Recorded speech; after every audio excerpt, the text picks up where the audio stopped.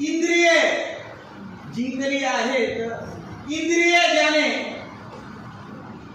जिंकली आहेत, इंद्रिय ज्याने. कोण असतो? कोण असत? कोण? हा कोण? ए हा कोण असत? काय भिकारी काय भोकंडी बसा राव काय माझ्या. कोण असते जितेंद्रिय? भाऊ कोण असते जितेंद्रिय? चला त्याचं उदाहरण आहे जिंकली आहे, म्हणजे त्याचा विग्रह आहे जिंकली आहे इंद्रिय ज्याने. कोण असते? एकमेव माणूस. हो कोण? बर नाही. हा अजून कोण? चित्त इंद्र आहे म्हणून इंद्र नाही, तसं काय नाही. जिंकली आहे इंद्रिय. बघा एकाच व्यक्तीने ज्याच्या म्हणजे आपण देवात जर बघितलं तर देवामध्ये एकाच व्यक्तीने ज्याने स्वतःचे इंद्रिय म्हणजे सगळंच ज्यानं जिंकलं होतं आणि ज्याचं अधिराज्य त्याच्यावर होतं तो एकमेव, आणि तो म्हणजे हनुमान. सगळ्या इंद्रियावर विजय मिळवला होता तो म्हणजे हनुमान. आणि आपण ज्यावेळेस मानवी जीवनामध्ये येतो आणि मानवी जीवनामध्ये ज्यावेळेस आपण बघतो आणि मानवी जीवनामध्ये ज्यावेळेस आपण आपलं उदाहरण घेतो त्यावेळेस मानवी जीवनामध्ये स्वामी विवेकानंदाला जितेंद्रिय असं म्हणून ओळखलं जातं. कारण ज्या जगाच्या पाठीवर हिंदू धर्माचा प्रसार ज्या व्यक्तीने केला, ज्या जगाच्या पाठीवर अमेरिकेतील शिकागो येथे जाऊन ज्याने धर्मग्रंथाची बाजू मांडली आणि पहिला युद्ध होता जो आता समुद्राच्या पलीकडे जाऊन आपल्या धर्माचं गुणगान गात होता आणि ते सतत सातत्यानं म्हणत गेले की भाई जो माझ्या हिंदू धर्माला शिव्या देईल त्याला मी समुद्रात फेकून देईल. बरोबर आहे का? आणि हनुमान तुम्हाला माहित आहे हनुमानाने आपल्या इंद्रियावर ताबा मिळवला होता म्हणून हनुमान कुठलीही गोष्ट हनुमानासाठी अशक्य नव्हती आणि स्वामी विवेकानंदासाठी सुद्धा कुठली गोष्ट अशक्य नव्हती. लक्षात ठेवा स्वामी विवेकानंद म्हणजे या काळातील म्हणजे मानवी रूपातील एक सूर्य, एक प्रकाश ज्योत, एक प्रकाश तारा म्हणून स्वामी विवेकानंदाला ओळखलं जातं. कारण या जगामध्ये त्याचा नखशिकांत पोशाख आहे तो एकमेव माणूस म्हणजे स्वामी विवेकानंद. नखशिकांत म्हणजे काय? डोक्याच्या केसापासून ते पायाच्या नखापर्यंत ज्याचं कधीच शरीर दिसलं नाही, ज्याचं शरीर कधीच या आभाळाला दिसलं नाही त्याला नखशिकांत पोशाख असं म्हटलं जातं. कारण लक्षात ठेवा ज्यावेळी कारण Swami Vivekananda the best of best कारण ज्यावेळेस स्वामी विवेकानंदांनी एका मित्राचं पुस्तक घेतलं वाचण्यासाठी आणि पुस्तक घेतलं आणि पुस्तक वाचायला सुरुवात केली, नदी किनाऱ्या बसून म्हणजे समुद्र किनारी बसून पुस्तक वाचायला सुरुवात केली आणि पुस्तक वाचत वाचत पुस्तक संपलं आणि पुस्तक संपल्यानंतर स्वामी विवेकानंदाला वाटलं की भाई आता आपण काय केलं पाहिजे? आराम केला पाहिजे. मग आराम करण्याच्या टायमाला स्वामी विवेकानंदांनी तेच पुस्तक आपल्या उशाच्या शेजारी घेऊन ते बसले आणि ते धड झोपी गेले आणि गाढ झोपी गेल्यामुळे समुद्राची लाट आली आणि समुद्राच्या लाटेने पुस्तक घेऊन गेले. मग पुस्तक घेऊन गेल्यानंतर प्रश्न पडला की पुस्तक गेलं कुठं? तर समुद्राच्या पोटात. पुस्तक गेलं कुठं? तर समुद्राच्या पोटात. आता समुद्राला मागू शकत नव्हते, समुद्राला भांडू शकत नव्हते. मित्र आला आणि मित्रांनी म्हटलं की अरे नरेंद्र, कारण स्वामी विवेकानंदाचं मूळ नाव नरेंद्र विश्वनाथ दत्त. पुन्हा पडलं स्वामी विवेकानंद. तुमचा इतिहासाचे सर शिकवत असताना ते नक्की सांगतील नरेंद्र का विश्वनाथ, ते सगळं सांगतील. ओके नरेंद्र नाव त्यांचं. तर स्वामी विवेकानंदाला जेव्हा मित्राने पुस्तक मागितलं त्यावेळेस स्वामी विवेकानंद ठीक आहे देतो, काही अडचण नाही. तर स्वामी विवेकानंदाने जसं तसं कॉमा फुल stop single inverted comma double inverted comma तसं जसं पुस्तक होतं तसं अख्खच्या अख्खं पुस्तक लिहून काढलं. आजची परिस्थिती अशी आहे आज एक पान वाचलं तर कंट्याभरानं लक्षात राहत नाही. भावना अख्खं पुस्तक वाचलं हो पण पुस्तकाचा सदा टिंब सुद्धा विसरला नाही. त्याला म्हणते इंद्रिय जिंकणारा व्यक्तिमत्व. आहे का आपल्याकडे कुवत तशी? अजिबात नाही. लक्षात ठेवा. त्याला इंद्रिय जिंकणारा व्यक्तिमत्व म्हणतात. म्हणून मानवी रूपामध्ये जर कोणी इंद्रिय जिंकली असतील तर तो म्हणजे स्वामी विवेकानंद. लक्षात ठेवा. म्हणून जिंकली आहेत इंद्रिय जाणे असा तो हनुमान. पण ठीक आहे, ते पुढला आपल्याला बघायचंच आहे, कारण ते बहुरी समाजाचं उदाहरण मिळालं तिसरं पद येणार आहे. पण आपल्याला बघायचंय काय? व्याधीकरण, विभक्ती, बहुरी समाज. बरोबर आहे का? मग आपण विग्रह केला. जिंकले आहेत इंद्रिय जाणे. लक्षात ठेवा, दोन पद आहेत या ठिकाणी. एक आहे जिंकली, दुसरा आहे इंद्रिय. दुसरा आहे काय? इंद्रिय. बरोबर आहे का? जिंकली या शब्दामध्ये ई प्रत्यय आहे. कोणता प्रत्यय आहे? ई प्रत्यय आहे. आणि ई प्रत्यय म्हणल्यानंतर त ई आ कोणती विभक्ती? सप्तमी विभक्ती. कोणती विभक्ती? सप्तमी विभक्ती. त्याच्यानंतर जिंकली आहेत इंद्रिय. नेशी नीशी. बरोबर आहे का? इंद्रिय मूळ शब्द कोणता? इंद्रिय प्लस ए इंद्रिय. बरोबर आहे का? इथं ए प्रत्यय आहे म्हणून कोणती विभक्ती? तृतीया विभक्ती. कोणती विभक्ती? तृतीया विभक्ती. ज्या सामासिक शब्दाचा विग्रह एक वेगवेगळ्या विभक्तीत केला जातो. कोणत्या? वेगवेगळ्या विभक्तीत केला जातो त्याला व्याधीकरण विभक्ती बहुरी समास असे म्हणतात. अरे बहुरी समास का म्हणावा? कारण जिंकली आहे इंद्रिय असा मान. कोण? तुम्ही काही घेऊ शकता. तुम्ही इंद्रिय जिंकला असतात तर तुमचंही नाव आहे. तुमचे तर प्रचंड इंद्रिय जिंकले. बरोबर आहे. जेवढे इंद्रिय आहेत त्याच्यापेक्षा प्लस एक मध्ये तुम्ही इंद्रिय जिंकला. त्यामुळे तुम्हाला चॅलेंज नाही. युग पुरुष जर आता जर युग पुरुषाची जर लिस्ट जर निघाली तर माझ्या संघर्ष अकॅडमी मधून कमीत कमी सर्वच्या सर्व विद्यार्थ्यांचं नाव येईल. आणि पहिले सगळे पहिले कसले? सगळे पहिले समान दर्जाचे युग पुरुष. बरोबर आहे का? म्हणून जितेंद्रिय जिंकले आहेत इंद्रिय जाणे. मला सांगायचं काय आहे अजूनही लक्ष द्या की ज्या सामासिक शब्दाचा विग्रह आपण वेगळ्या विभक्तीत मांडला. जिंकली आहेत इंद्रिय. जिंकली सप्तमी विभक्ती. इंद्रिय तृतीया विभक्ती. म्हणजे ज्या सामासिक शब्दातील दोन्ही पद वेगवेगळ्या विभक्तीत आहेत म्हणून त्याला काय म्हणायचंय? व्याधीकरण विभक्ती बहुरी समास. समजतंय का? अजून एक उदाहरण जे तुमच्या परीक्षेमध्ये पडलं ते बघणार आपण. बघा इथेच ते कशाला बघा. उदाहरण आहे गलित कर्ण. या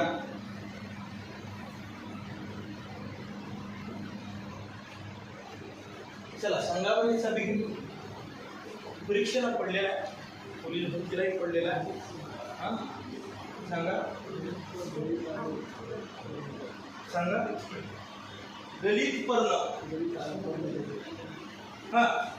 गलित पर्ण.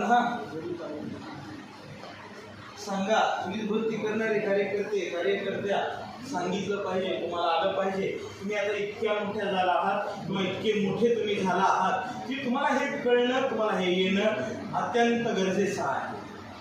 आणि लक्षात ठेवा, तुमची गरज म्हणून नाही तर तुमचा अभ्यास म्हणून आलं पाहिजे. तुमचा अभ्यास म्हणून आलं पाहिजे. लक्षात ठेवा. काय म्हणून आलं पाहिजे? अभ्यास म्हणून आलं पाहिजे. काय आहे? गलित पर्ण. सांगा विग्रह. सांगा. बर.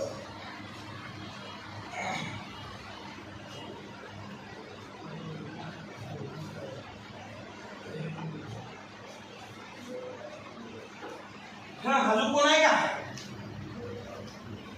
बघा आता. गाळली आहेत पाणी जाणे.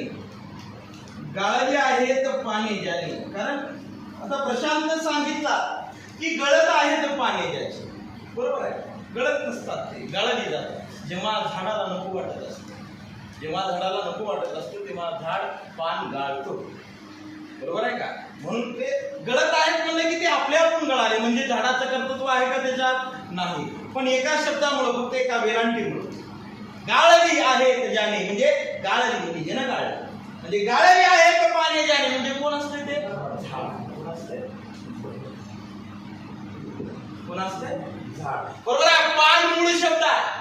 पान हा काय? मूळ शब्द आहे. गाळली आहे तर पाणी ज्याने, ई प्रत्यय आहे. कोणता? ई प्रत्यय आहे. सप्तमी विभक्ती. कोणती विभक्ती? सप्तमी विभक्ती. गाळली आहे तर पाने, ने, ए प्रत्यय. कोणता प्रत्यय? ए प्रत्यय. कोणती विभक्ती? तृतीया विभक्ती. हे दोन्ही प्रश्न परीक्षेला पडले होते. बघा, एका ठिकाणी सप्तमी विभक्ती आहे, एका ठिकाणी तृतीया विभक्ती आहे. मी अजूनही सांगतोय, व्याधिकरण विभक्ती बहुव्रीही समासामध्ये जेव्हा विग्रह केला, एका सामासिक शब्दाचा विग्रह केला जातो, त्या सामासिक शब्दाचा विग्रह म्हणजे एक पद एक वेगळ्या विभक्तीत, दुसरं पद एका वेगळ्या विभक्तीत. आपण पाहिलं गणित पर्ण, त्याचा विग्रह झाला. गाळली आहे तर पाने ज्याची, पहिलं जे पद आहे ते आहे सप्तमी विभक्ती, आणि दुसरं जे पद आहे ते तृतीया विभक्ती. समजतंय? कळतंय? हा कळतंय का? अजून एक घ्यायचं. हा पटवले. कळलं?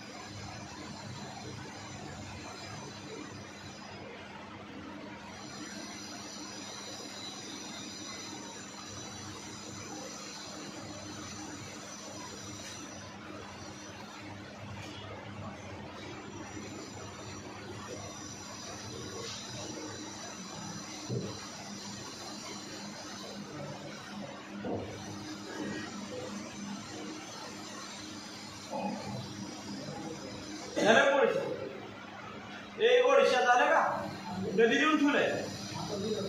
मी बोलताना ठेवलंय नाही ना? हे झालं का संस्कार? हा कळलं काही? काय कळलं? कसं राहते? हा कसं राहते?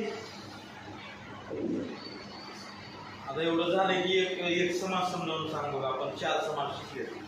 एक समाज कोणता? तुला कोणता आवडते समाज? या 4 पैकी आपण 4 शिकलो. कोणते कोणते? अवयभाव समाज, तत्पुरुष समाज, पुन्हा शिकलो द्वंद्व समाज, आणि पुन्हा शिकलो आपण बहुव्रीही समाज. मग ह्याच्यातला कोणता आवडते तुला?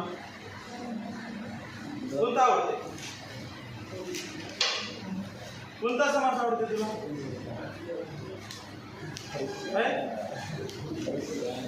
आता मी कसं सांगता? तुझं बिंदास सांगा सर. मोला पण तुझ विरोध माझी ध्यान देत नाही का कधी? येते का? संस्कार येते का? ध्यान येते का माझी? येते. मग कसं सांगायचं? त्याला वय म्हणावं का नाही म्हणावं ती प्रश्न पडला.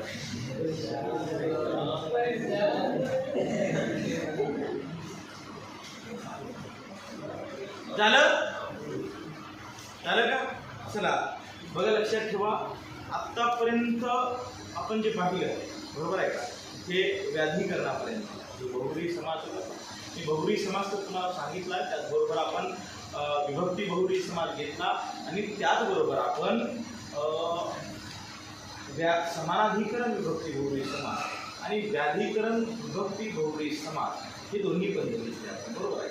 मग इथंपर्यंत तुम्हाला खूप स्कोप आहे. म्हणजे एका परीक्षकाला, म्हणजे परीक्षा घेणाऱ्याला इथंपर्यंत स्कोप असतो. याच्या पुढून बहुव्रीही समाज स्कोप देत नाही. अजिबात देत नाही. का देत नाही? कारण इथून पुढं कसलंही काही असू द्या, कसलाही समास असू द्या. आता जो 3 प्रकार आहेत, कोणते कोणते? रचलबहुळी समास, सहबहुळी समास आणि प्रादिबहुळी समास. या 3 समासामध्ये स्कोपच मिळत नाही, कारण त्याला त्या नियमाच्या बाहेर जाता येत नाही. इकडे जातो तो 100%. आता हे जे पुढे 3 बघणार आहोत, या 3 मध्ये त्याला चान्स नाही, तुम्हाला लक्षात येईल. आणि खूप सोपे आहेत, खूप सोपे आहेत. त्यामुळं सगळ्यांनी स्टार करून टाकायचे, स्टार करून टाकायचं. समानाधिकरण, समानाधिकरण व व व व्याधिकरण, समानाधिकरण व व्याधिकरण, व्याधिकरण यांची एकत्रित उदाहरणे. समानाधिकरण व व व्याधिकरण यांची एकत्रित उदाहरणे. समानाधिकरण व व्याधिकरण यांची एकत्रित उदाहरणे. चलो उदाहरण उदा करायचं. या चंद्रानना, चंद्रानना, चंद्रानना. नेक्स्ट आहे चंद्रमुखी.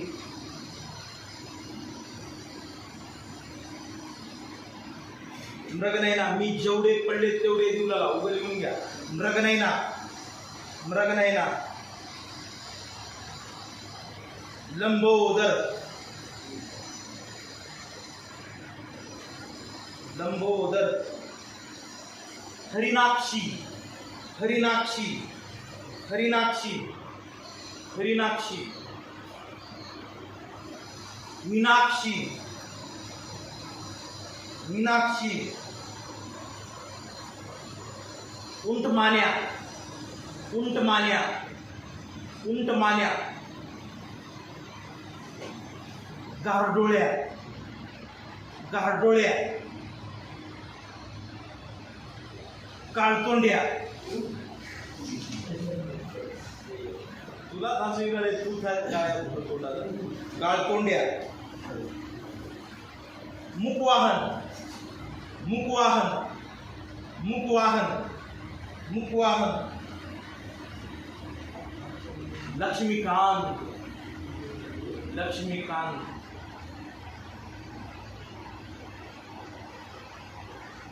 दुतोंड्या,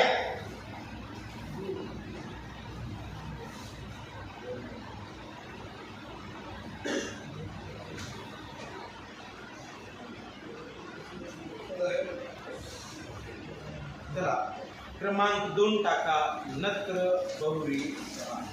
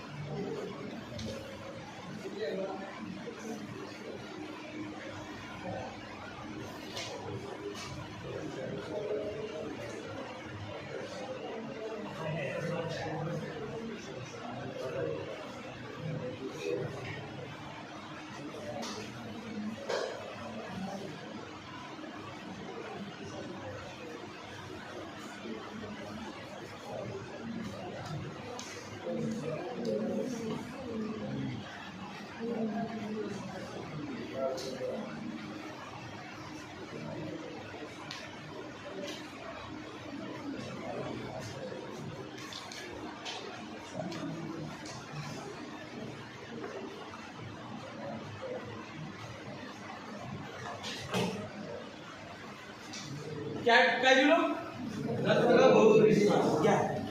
ज्या ज्या समासाचे, ज्या समासाचे, ज्या समासाचे पहिले पद, ज्या समासाचे पहिले पद, ज्या समासाचे पहिले पद नकारार्थी असते, ज्या समासाचे पहिले पद नकारार्थी असते, ज्या समासाचे पहिले पद नकारार्थी असते त्यास त्यास त्यास नत्र बहुव्रीही समास असे म्हणतात.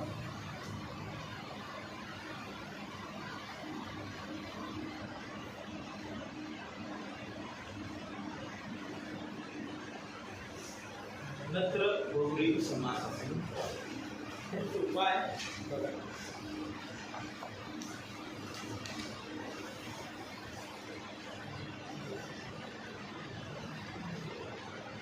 नत्र आवाज रे नत्र बहुव्रीही काय म्हटलं? ज्या समासाचे काय म्हटलं? पहिले पद. कसले पद? पहिले पद काय असते? नकारार्थी. बरोबर आहे. आता असाच एक समास आपण बघितला, त्याचं नाव आहे नत्र तत्पुरुष. बरोबर आहे. आपण असा एक समास बघितला की नत्र तत्पुरुष समास. बरोबर आहे का? त्याच्यामध्ये आपण प्रत्यय दिले, म्हणजे उपसर्ग दिले, न, ना, हे आपण भरपूर उपसर्ग दिले. बरोबर आहे का? म्हणजे ज्याचा अर्थ काय होतो? नाही असा. बरोबर आहे का? मानतेनवी काय म्हणते? ज्या समासाचे पहिले पद नकारार्थी असते, काय असते? नकारार्थी असते, त्याला काय म्हणायचे? नत्र तत्पुरुष समास. बरोबर आहे. पण लक्षात, तो वेगळा आणि हा वेगळा. एक तर प्रश्न विचारल्यानंतर दोन्ही ऑप्शन मध्ये कधीच येत, कारण तुम्हाला असं ऑप्शन कधीच पडणार नाही, किंवा पडला असेल तर मला आणून दाखवा. कारण मी कुठेतरी चुकत असेल, असं नाही की बाबा मला सगळं येते असं नाही. मी बघितले आतापर्यंत अजिबात अजिबात नाही. बरोबर आहे. नत्र तत्पुरुष समास आणि नत्र बहुव्रीही समास हे एकदाच पडत नाही. बरोबर आहे. आणि नत्र बहुव्रीही समास हा खूप वेगळा आहे. हा खूप वेगळा आहे. त्याचं उदाहरण जर आपण घेतलं, बरोबर आहे का? याचं उदाहरण आपण घेतलं तर बघा, याचं उदाहरण, कारण याला दोन्ही पद महत्वाची. कोणते? दोन्ही पद महत्वाची. आता जर आपण शब्द घेतला, मी सामासिक शब्द घेतला, काय? निर्धन. काय घेतला? निर्धन हा शब्द मी घेतला. कोणता आहे हा शब्द? याला काय म्हणावं? सामासिक शब्द म्हणावं. बरोबर आहे का? मग मी हा घेतल्यानंतर त्याचा विग्रह काय होईल? हो, नाही धन ज्याच्याकडे, ज्याच्याकडे. बरोबर आहे. नाही धन ज्याच्याकडे. माझ्यावर भिकारी. काय म्हणायचं याला? भिकारी. बरोबर आहे. नाही धन ज्याच्याकडे, तो कोण असतो? भिकारी. बरोबर आहे का? मग तेच सांग, मला सांगा. आता बघा, हे पहिलं, कारण ज्याचं पहिलं पद नाही ते धन, दुसरं हे दोन्ही पद सोडून तिसरा अर्थ व्यक्त होतो. बरोबर आहे का? हे दोन्ही सोडून तिसरा अर्थ व्यक्त होतो. म्हणून त्याला आपण काय म्हणतो? नत्र बहुव्रीही. पुन्हा एक उदाहरण आहे बघा. नाखुश. नाही खुश असा कोण असतो? दुःखी आत्मा असतो. कोण असतो? दुःखी आत्मा असतो. कोण असतो? दुःखी आत्मा. नाही हे पहिलं पद, खुश हे दुसरं पद. या दोन्ही पदाला सोडून तिसरं पद महत्वाचं. तो पद महत्वाचा, तिसरं पद. म्हणून याला आपण नत्र बहुव्रीही समास. म्हणून याही पलीकडे दर्शनाचा थोडा अभ्यास केला. कारण का अभ्यास केलो मी? कारण खूपदा प्रयत्न केला. बरोबर आहे का? या 10-11 वर्षांमध्ये प्रचंड लोकांना शिकवलं. बरोबर आहे का? प्रचंड लोकांना शिकवलं. आणि या सर्व गोष्टींमध्ये मला एक गोष्ट जाणीव, म्हणजे जाणीव गेल्या 1-2 वर्षात तर नाही, पण नंतर ना जसं जसं मला कळू लागलं तसं तसं मला काही गोष्टीची जाणीव होती. आणि काही गोष्टीची जाणीव घेण्यात खूपदा प्रयत्न केला मी लेकरांना, की बाबा हे नत्र तत्पुरुष आहे, हा नत्र बहुव्रीही समास आहे, पण ते नाही समजले. आणि ती टेंडन्सी किंवा तो जो प्रॉब्लेम आहे किंवा ती जी एक वहिवाट आहे ती त्यांची चूक नव्हती. बरोबर आहे. कारण त्यांना नत्र तत्पुरुष समास आणि नत्र बहुव्रीही समासामध्ये फरक कळत नव्हता. यस, ऑब्विसली 100% का? तो थोडा अडचणीचा आहे म्हणून कळत नव्हता. मग मी त्यामध्ये थोडासा अभ्यास केला आणि अभ्यास केल्यानंतर ते जेवढे काही शब्द आहेत ते शब्द बाहेर काढले, म्हणजे आतापर्यंत विचारलेले किंवा विचारू शकतात, किंवा नत्र बहुव्रीही समासामध्ये जे उदाहरण मिळते ते बाहेर काढले आणि ते लिहून देत असतो. जर कधी यदा कदाचित नत्र बहुव्रीही समासावर कुठलाच माणूस प्रेम करत नाही तरी मी अजूनही म्हणतो, माझं लेकरू असं फेल नाही गेलं पाहिजे पेपरमध्ये. काय नाही केलं पाहिजे? फेल नाही गेलं पाहिजे, विचार नाही आला पाहिजे आणि दुनिया झाली. काय नाही आला पाहिजे? विचार नाही आला पाहिजे की अरे इथं मास्तर आम्हाला कमी पडलं, इथं आम्ही शिकवू शकलो. बरोबर आहे. आज मी योगेशला किती दिवस तर झाला शब्द दिलाय की ते प्रत्येक घटित आणि उपसर्ग घटित शब्द मी घेतो पण मी ते घेऊ शकलो नाही. थोडंसं हे कारणास्तव होतच नाही आहे ते माझ्यानं. त्यामुळं मी घेतो 100%. एवढं झालं का नक्की नक्की घेतो ते. थोडंसं मला ते फील व्हायला कंटिन्यूमध्ये दिसलाच किती याद आहे, दिसलाच किती याद आहे. त्याच्यामुळं काही शब्द लिहून काढले आणि ते शब्द मी तुम्हाला लिहून देतो. तेवढेच येतात आले तर तेवढे लक्षात ठेवायचे आणि जय हिंद जय महाराष्ट्र आता तोपर्यंत ते लिहून.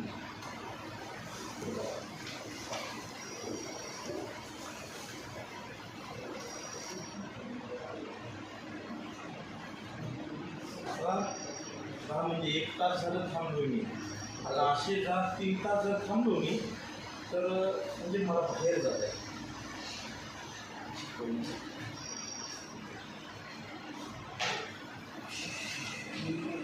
हो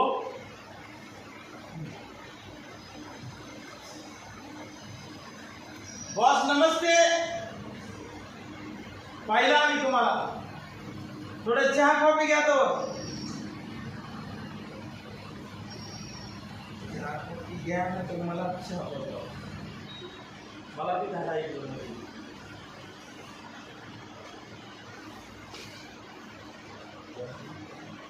झालं घ्या लिहून.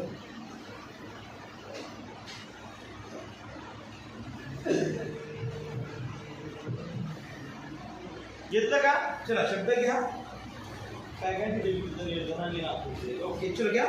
निरोगी निरोगी निरोगी निरोगी निस्तेज निस्तेज निस्तेज अनंत अनंत अनंत अमंगल अमंगल अनंत अमंगल अमंगल अमंगल. झालं. पुढे मी केलेली आहे. बाकी जर ह्याच्या पलीकडे मिळू शकतं, कारण मी काय पुस्तक काढणारा नाही किंवा मी काय परीक्षा घेणार नाही. जर निघालं तर मग आपलं नशीब केलं. तरी मी तुम्हाला शिकवलंय काय फरक असतो. ओके हां. त्याच्यात काही तिसरं पद येतं का? नंतर तत्पुरुषामध्ये येत नाही, पण बहुव्रीही समासामध्ये तिसरं पद महत्त्वाचं. क्रमांक 3 सह बहुव्रीही समास. हे तर आता काय नाही, हे म्हणजे सोंग आहे. आता म्हणजे ही समास शिकणं म्हणजे कुठंतरी दिलेली आहे एकमेकांना. खूप सोपे, म्हणजे प्रचंड. इतका समास हा टॉपिक एवढा सोपा आहे, मला तर असं वाटतंय की यार काय सल्ला दिला असेल, एवढं सोपं आहे समास. आणि तुम्हाला असे प्रॉम्प्ट मार्क पडले पाहिजे. मी तर असं म्हणतो की मी समासावरचे आता जवळजवळ 90 प्रश्न काढले. तुम्हाला सांगतो मी 100 प्रश्न म्हणजे बघू किती होतात.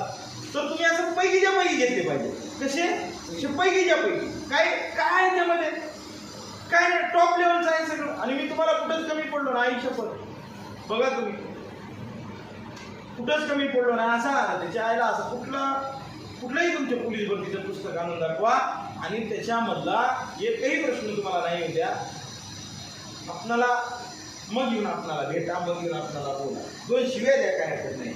शिक्षक म्हणून नाही, म्हणजे अभिमान म्हणजे गर्व म्हणजे ॲटिट्यूड म्हणून ना, पण इमानदारीनं मी घेतलोय सगळं जे काही आहे तेवढं इमानदारीने घेतलोय.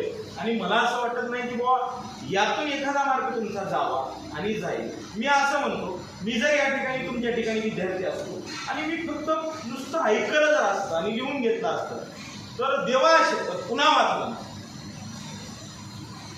कारण एवढं सुटसुटीत एवढं सोडून मला आता जर सुरुवातीपासून सांगायला लावलो ना तर मी आतापर्यंत काय काय घेतले तुम्हाला असं मुखपाठ तोंडपाठ सांगेन. आता कुणाच्या डोसक्यात विचार आला असं सुंदर बहार विचार, बस की बा तू दुनियाला गेला 11 वर्ष झालं शिकलेला आहे म्हणजे तुला पाठ राहील, असं नाही बाबा, असं नसते.